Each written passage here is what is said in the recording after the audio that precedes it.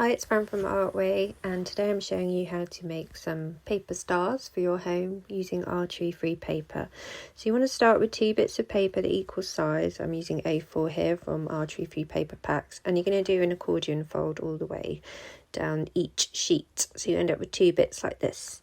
You then grab your twine or string and you gather both sections in the middle and tie. So in essence you end up with 4 sections of folded paper.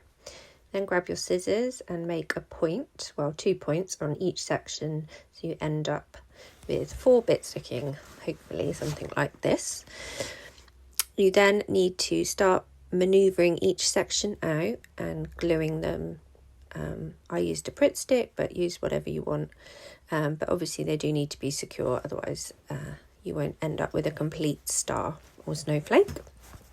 So make sure you know where your top is as well, because you will want to hang these or make them into a garland. So you can fasten your twine at the top with a bit of tape, or you could use needle and thread, etc. So there we have it. We've got some Scandinavian style star decorations, snowflakes for your home using our tree-free paper, which is completely tree-free, completely eco-friendly and recycled.